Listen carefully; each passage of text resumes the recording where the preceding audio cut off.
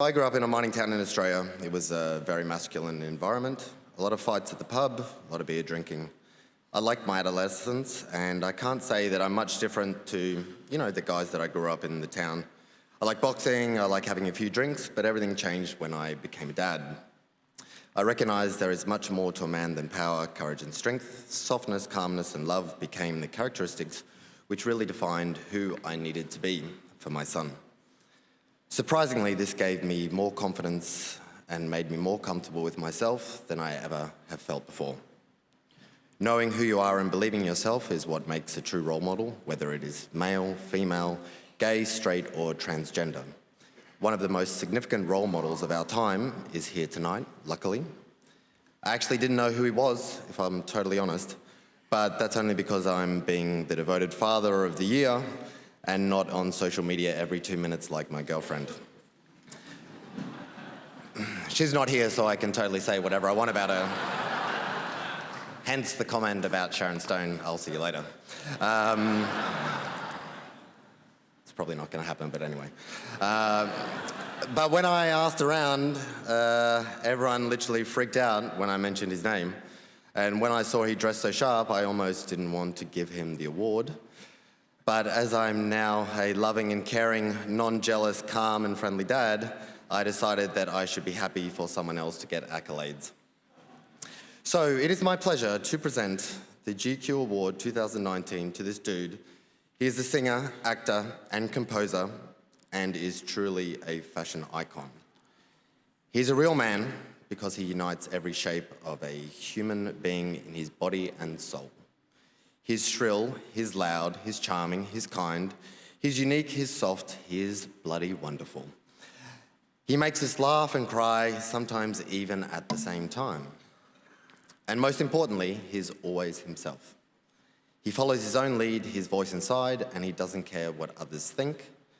He won the Tony, Grammy, Emmy, and today there's the GQ Award coming on top. For my man, the wonderful, incredible, unbelievable Mr. Billy Porter.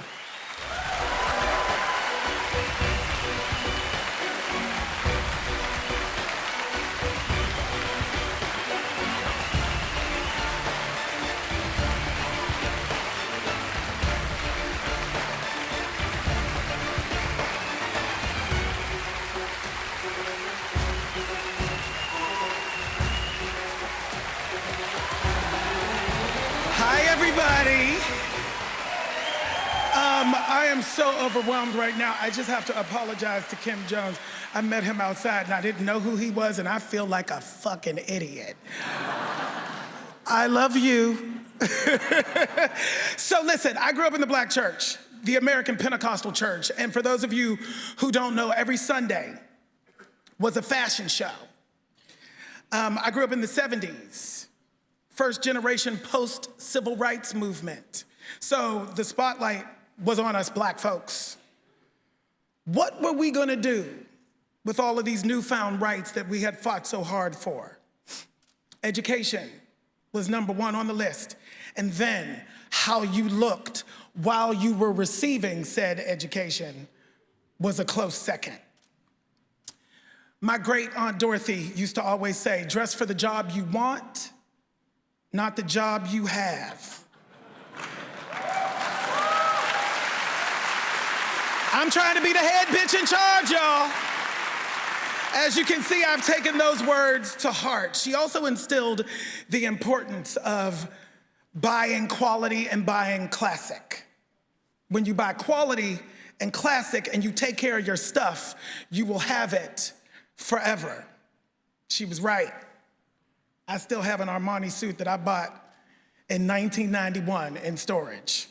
Style was of the utmost importance in my family. We didn't have a lot of money, but my grandmother was a seamstress and she would buy those old school Vogue patterns that existed back in the day and dress the entire family on our minuscule budget. My favorite family tradition was when we would get in the car and drive downtown Pittsburgh to Kaufman's department store to buy my annual Easter suit. I would look at the rack of suits from a distance, scan the choices, and point to the one I wanted. It was always, inevitably, the most expensive piece in the place. As I got older and the prices got higher, my mother finally said, "Boy, you got champagne taste on a beer budget. You gonna have to get a job." So by 15, I had a summer job performing in shows at the local amusement park, Kennywood Park, which paid for my fashion addiction. I just had to have my Jordache jeans. Y'all remember Sergio Valente or Mérite and Francois Gerbeau? And nothing was gonna come in between me and my Calvins.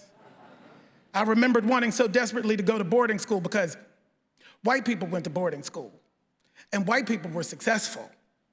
And I wanted to be successful. My test scores were only good enough for a 50% scholarship, and my family was in no position to pay a balance that was so high. So I took it upon myself to turn my public school into my own personal private school experience by dressing in a suit and tie uniform every day. Dress for the job you want, not the one you have. GQ magazine was the first subscription that I ever had. The beginning of every month was always so thrilling to me because inside of those pages were inspiration and aspiration. Inside of those pages were dreams being birthed just simply through transporting me through fashion and helping me dream beyond my circumstance. And it altered the trajectory of my life, and I am forever grateful. This moment is so full circle for me, and I am quite full of emotion. Thank you, GQ, for seeing me. You know,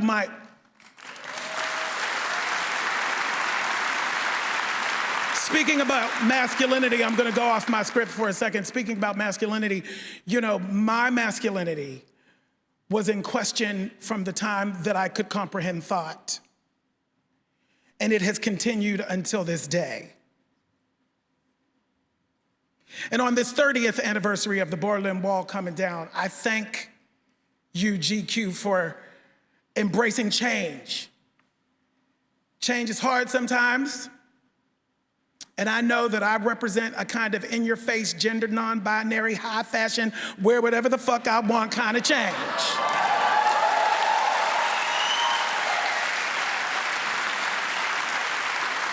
And it surprisingly still to this day causes some people in the masculine patriarchy, toxic masculine patriarchy, to feel attacked.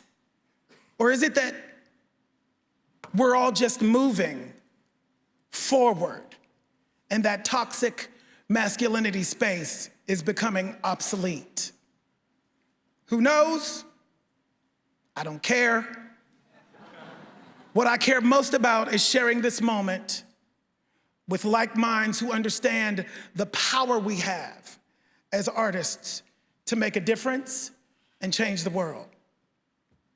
James Baldwin said, "It's an artist's job to disturb the peace." And I take my job, all facets of it, very seriously. Thank you, GQ, for heeding the call. I am humbled and forever grateful. God bless you. Good night. The unbelievable Billy Porter. Good evening. Thank you.